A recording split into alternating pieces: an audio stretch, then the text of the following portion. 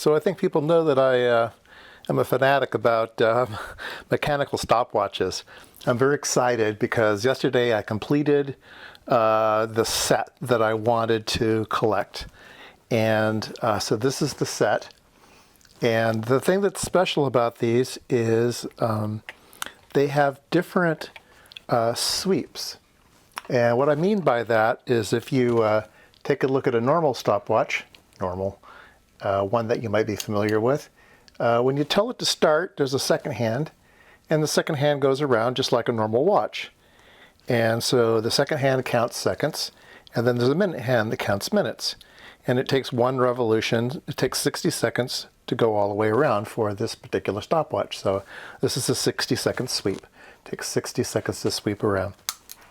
Okay, so why am I excited about this collection? Okay, so this is a 60-second sweep. I'll show you this one. This one's a 30-second sweep. This is a 10-second sweep, a 6-second sweep, a 3-second sweep, and this is a 1-second sweep. This is the one I've been watching out for, and I finally found one, and it's new in the box. It's amazing. So let me zoom in so we can show each one individually. All right, so this is the one that I just showed. This is the 60-second sweep, so it's normal. It has a start-stop function and a reset function as a separate button here. So this is a pretty standard stopwatch, right? All right, so let me show you the next one. The next one, I should probably say who makes these things. This one's made by Chesterfield. I'm not sure who actually made the movements inside these things. A lot of the stopwatch movements were all made by the same company. Anyway, this one is marked Chesterfield, and it's marked 7 joules, and it's marked at 1/5 of a second. So they claim that you can read off 1/5 of a second. So the marks, there's 5 marks, I guess, or in between each of the seconds. All right, the next one is a Kletimer, and it's in the box. It's a number 290. So it's brand new, never been touched. Actually comes with the lanyard also, which is very, very cool. Instructions. To prolong good care, don't abuse it. Okay, fine. So this stopwatch has numbers 0 through 30. And when you let it go, it's running at twice the speed. So it'll go once around in 30 seconds. And then it has to go second time. So the first ones are written in black, and then the second time around they're written in red up to 60. So up to 30, then up to 60, and the minute is just still the same. But this again has a reset button on the side. But this is the 30-second sweep, and those are fairly common. I think you can find those. You can find those quite easily on eBay or someplace. So. The next one, I also recently just got this one. This is a Heuer, so it's before Tag bought them. So Tag Heuer, you might know, but Heuer was a company before Tag bought them. And I don't remember if they're part of the Swatch group or not. They probably are. And I bought this one. It wasn't running, so I opened it up and it had a problem. Let's see, what was the problem? Oh, it wouldn't wind.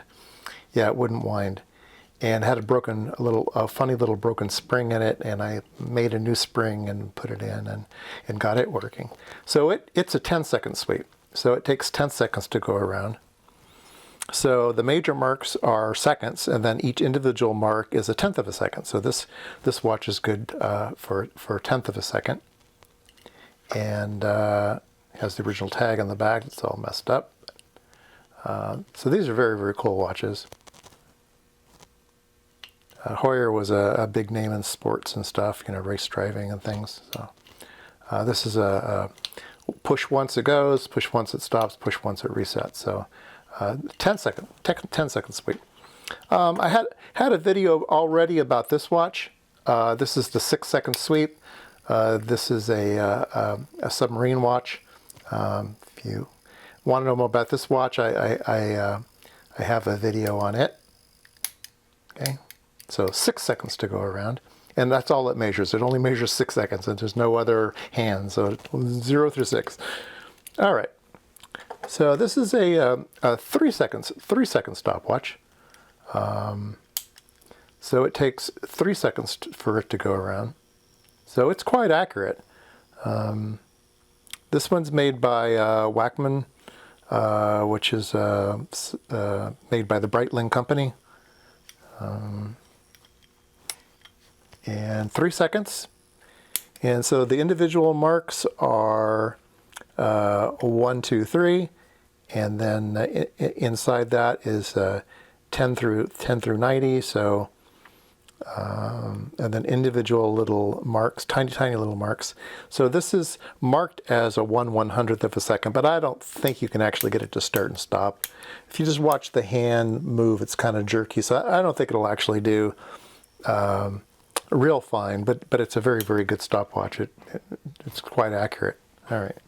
So 3 second stopwatch. So this is the one I've been waiting for and got so excited yesterday.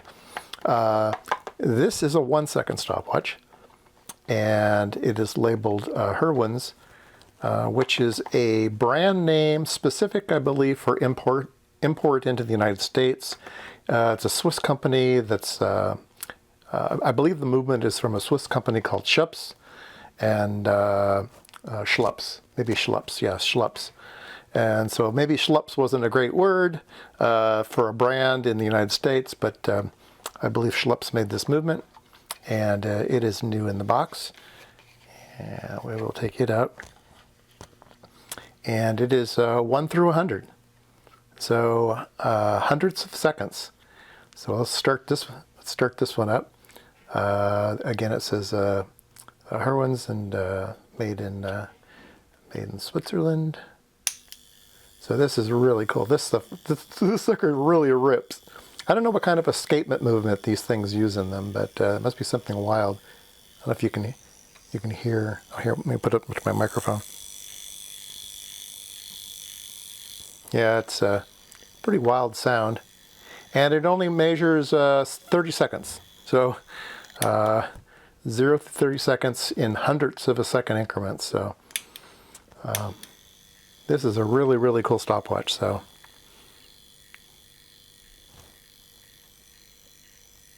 there's I didn't know a Swiss 1 second existed. I know of a Soviet, a Slava, a Soviet stopwatch that does a 1 second sweep, but those generally go for lots of money. They're quite rare.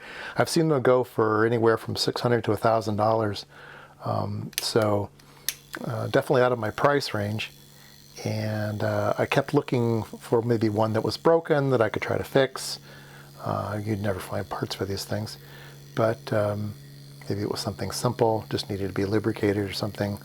Then I ran across this one, and it was described in an odd manner, and it seemed like it had been bought at a estate sale or something, and the person selling it just wanted to pass it through. They probably bought it for a few bucks. They had it listed for $60 on eBay, so I was kind of skeptical that it was what it was. If it was a 1 second stopwatch, I thought it would be going for a lot more money than that. And like I said, it was kind of described strangely, so I offered her $40 and she took it. And then I was even more skeptical it was going to be what it was. There's a lot of stopwatches that have a 0 through 100. Let me show you this one. This one I've been playing with lately. You know, I'm halfway into rebuilding this one. So it's kind of fun.